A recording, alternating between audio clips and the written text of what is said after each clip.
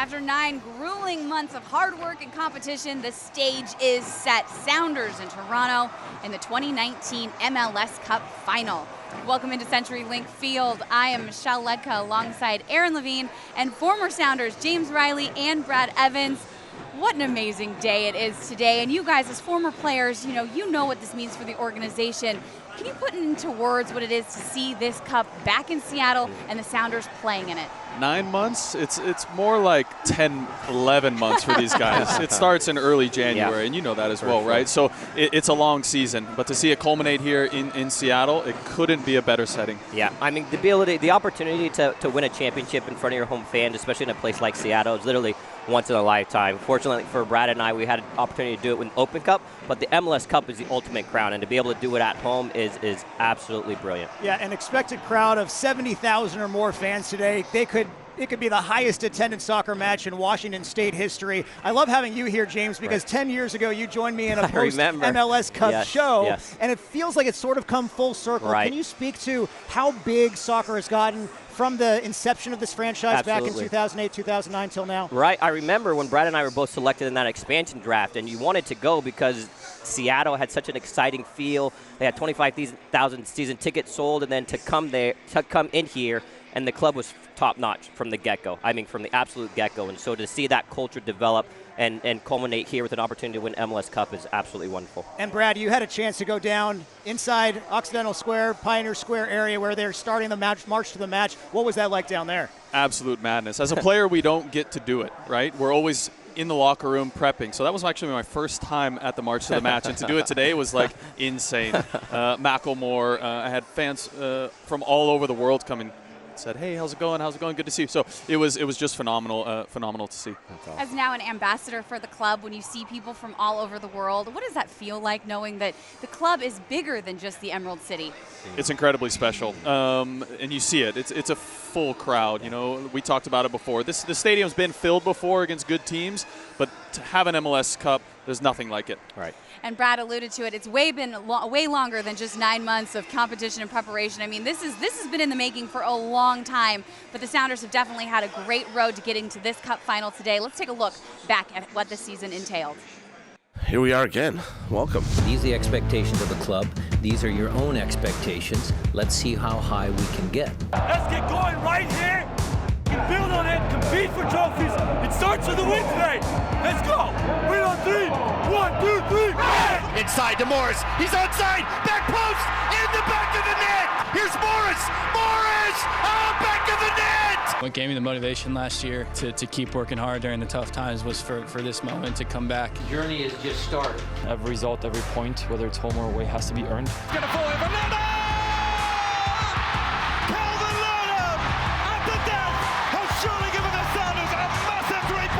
Use this win as a stepping stone to another good second half of the season. We need to keep points home, away. I like to play big games. I like when there is rivalry. I like to give our fans everything that we can give. We're the Seattle freaking Sounders. Look, some of you guys might count us out. We are going to go down swinging. We're going to fight every game. There's Rui Diaz, and it's 2-0 Sounders. Brian Schmetzer coming into this one knowing that his team's backs were against the wall. They will hope that this is confirmation that the corner has been turned.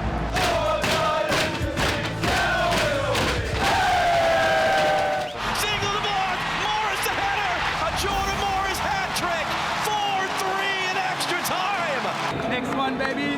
Next week. This is a really good win, and everybody should be happy because you dug deep. When you make everybody train hard, that's when we can come up with victories like this. 1 game away from potentially playing for a trophy. See it, so you ball. Here's a goal. It's Gustav Svensson. Waiting for the trailers. And the Seattle Sounders are off to the Western Conference Finals. You're better than that guy that you're playing against on that given night. That's why you guys have a chance to win a championship.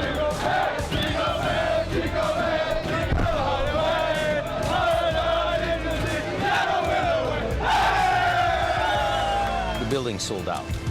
The building is completely sold out. Great feeling to have our fans be able to watch an MLS Cup final here in Seattle. The final week of training. It's the final game. I mean, this is it.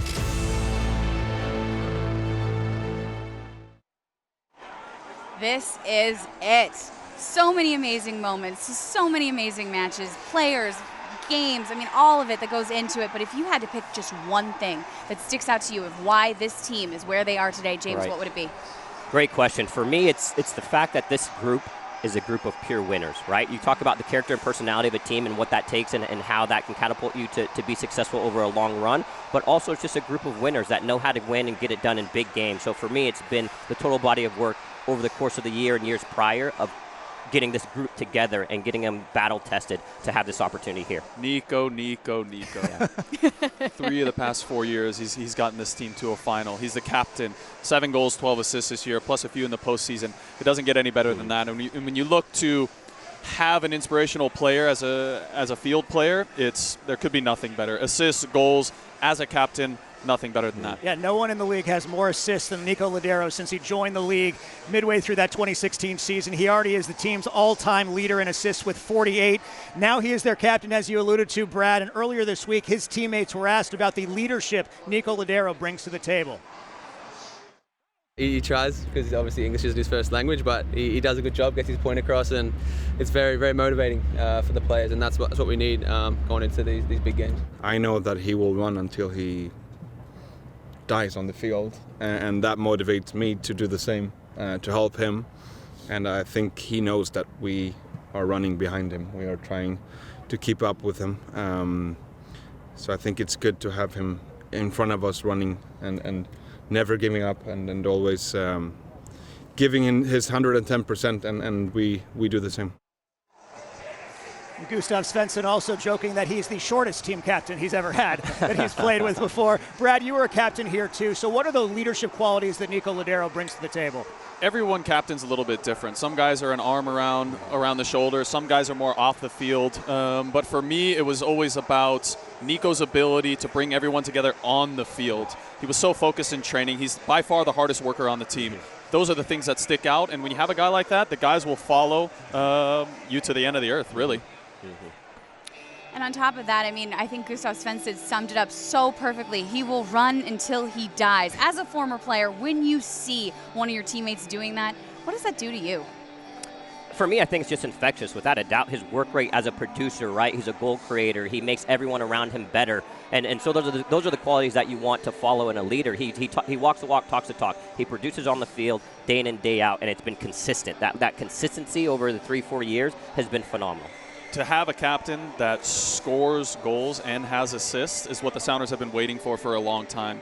Couple that with being a great leader, it can't get any better than that. It's money well spent. Well, another guy who has been absolutely critical since he took over as head coach. How about that? Brian Schmetzer, 3 championship matches in just 3.5 seasons as the Sounders head coach. Michelle had a chance to sit down with him in an exclusive interview earlier this week. We're going to have that for you coming up next as we count down to the 2019 MLS Cup live from CenturyLink Field here on Sounders FC Match Day.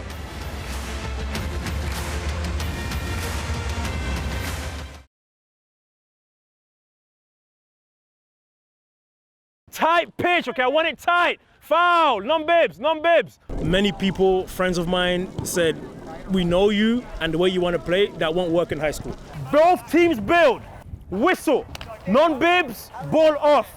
If I'm going to do it, we're going to do it my way. And I would rather go 0-12 playing my way than compromising and trying to play a different way. Good call, good talk. His main message is the work you put in is the work you'll get out, basically. And so we work very hard and intense at practice, and he likes to make sure we keep at that standard, like a very professional standard, and it's really translated well into games. Everything good from here, no shortcuts. Do everything well, always maintain the standard. He's changed the culture of this program completely, and both on and off the pitch. When the press comes, be ready, okay? It's a half pitch. If you can play off this press in a real game, no problem. We were a very young team these last couple of years, and everyone knew that it might be our time, but a bunch of people doubted us from the beginning, and it's been great to show them up. I planned to lose the first 4 games in my head. I had a talk with a good mentor friend of mine, and he says, I love your ideas, I like how you are, but it might not work. So be prepared to lose. So I came in saying if we're 0-4, 1-3, that would be good, because then we have the second half of the season. And then we came out 7-0. One touch whenever you can, good. Spread, Nassi, spread, but open your mouth so they know you're there. I would encourage you to watch him greet the players after a practice or a game, and to see them interact. You'll see, these hip handshakes and fist pumps and chest bumping and, body slams. And all. It's just amazing to watch. I mean, these kids respond so well to this guy. He has just this way of connecting to these teenagers that's really a gift. Sometimes I forget that I'm a coach. I feel like a player. That's just who I am anyway. Always, touchy-feely, joking with the players, and it's fun because I like that kind of team where the bond is very close and we have a really, really good bond, coach and players, and that's our team spirit is incredible. I'm gonna find you. Yellow, read where I go, press instantly, all right? I want to send the seniors out. We have like 10, 11, 12 of them. I want them to be sent out on a high. And so in the postseason, it's winning 5 games and you're champions. And I've told the guys you can win 5 games. So I'll take my chances against anyone, to be honest with you. And win, lose or draw, it's been a success. I'm proud of them, but I do want to end with a championship. I do. The emotions will be running high all weekend long. Is this rivalry bigger than Apple Cup? I don't know if it's bigger than Apple Cup, and when you're talking about rivalries, I think there's 2 different categories, and you're talking about the Apple Cup, that's like a big family reunion, where you get back together with some of your old cousins. The big cousin thinks he's bigger and stronger than the little cousin, and you got to prove that you're not, and you're getting out in the yard and you strap it up a little bit, then everybody goes and has some of grandma's peach cobbler. That's the Apple Cup. That's the family reunion. This is something different. This is Hatfields and McCoys. This is Jets versus the Sharks. This is, a real battle of real tension. These guys aren't going to be friends on the field or after the game. They would play this game whether it was in Autzen Stadium, Husky Stadium, or somewhere in a park in Cleellum. They would play this game. No peach cobbler unless you win. There's no peach cobbler after this one for sure. Yeah, I mean, it's an even bigger game even when we have 2 teams ranked in the top 25. We're going to focus on the game coming up. The Huskies, though, finally found their offense in the second half against Arizona. 38 points in one half. Yes. What the heck happened? I really think the Huskies really found themselves. They came out at halftime, and apparently Jacob Eason gave a really spirited speech, and they came out firing on all cylinders. 10-play drive, 75 yards, a great mix of run and pass. A play action worked very well. The running by Sean McGrew and Savon Ahmed on this drive was just incredible. Tough running. 4th down and a yard, Jacob Eason takes the ball and puts over for a 4th down conversion, and then the Huskies ended up making it down to the end zone and 3-yard pass to Westover, and it was awesome. When the offense finds a spark like that, is it easy to continue that momentum and carry it into the next game? I don't know if it's necessarily the momentum that you carry. I think what the Huskies have done right now is they just really developed their identity, and now it just becomes who you are. You understand that we've been in this situation before. We now know that our offense is potent. We have weapons. We can be explosive and put up points on the board. We can sustain drives, and that just becomes more of who you are. No offense to the coaching staff, but the fans were calling for more young receivers to get more playing time. They finally saw more of Puka Nacua last week, and it worked. Yes, it did. By the way, is there any cooler name in football right now than Puka Nacua? I think not. Yes, it was great to get him involved. He was the spark that got this team going at the beginning of the second half. You see that he's a big, strong receiver to be such a freshman. And when you see the pass that he makes here, Jacob Eason to Puka Nacua, he's the kind of guy that's open even when he's not open. He's so much more mature than his age tells you. He knows the intricacies and nuances of the game. It's not just that I'm going to be more physical. I know where to put my hands. I know how to jump up and high point the ball. And you see here his effort is just so incredible. Nacua had 3 catches for 97 yards, but a couple of those catches were incredibly good. The Huskies have won 2 of the last 3 games against Oregon, but last year was not fun to watch in overtime. That is so right, Aaron. Last year, the Dogs found themselves in overtime in Eugene, and after Washington scored a field goal to take a 27-24 lead, the Ducks scored a touchdown to win it 30-27. It was their first win in Oregon since 2014, but last year was last year. Let's look at what we've got going into this matchup this go-around. The Ducks are 5-1 on the season. Their lone loss coming against number 16 Auburn in the team's season opener about a month and a half ago. Now, this is going to be a tough game. There's no way to sugarcoat it. Oregon has won 13 of the last 15 meetings between the Ducks and the Huskies, and they make a good case coming into Saturday's game with the 8th ranked total defense in the country. It's certainly going to be an unbelievable challenge. These guys are top 5 scoring defense in the country, got players everywhere, so we're going to go give it our best shot and be ready to go. They're a really solid defense, depth-wise, explosive players. So it's going to be a challenge. I mean, but that's why you play the game, is to go against good teams like Oregon. And I think we have a really good shot here with the guys preparing all week, and it's going to be a fun game. Fun is right, Aaron. Saturday's game is homecoming, so it should be fun for fans and students alike. Let's just hope that the play we see on the field has that same fun outcome all the Husky fans are eager to see. Absolutely. Thanks a lot, Michelle. After the Arizona game, us winning that, and then we looked at the schedule. Okay, Arizona State, we got them at home. Feel pretty good about that. Stanford, down there. And then Oregon State, we was like, we can do this. It's a perfect rivalry matchup. Chance for your in-state rival to take you out of a Pac-10 championship, keep you out of the Rose Bowl. And it doesn't get any better than that if you're a rival. It seems like when you play that game, it doesn't matter your records. The way I feel right now, we came too far. Can't nothing get in our way now. We're going to go out here and we're not going to take them light. We're going to go out there and we're going to play them tough, because that's rival, that's Civil War, and I know they're going to be up for it, but so are we, and we're just going to go and we're going to try our best to take it to them.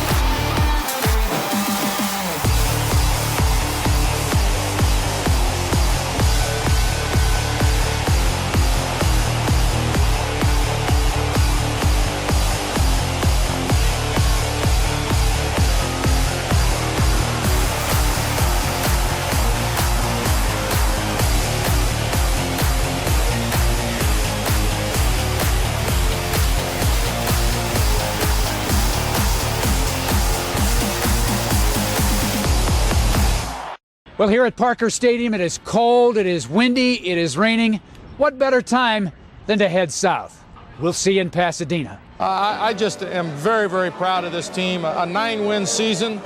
There have not been a lot of those in Oregon football history.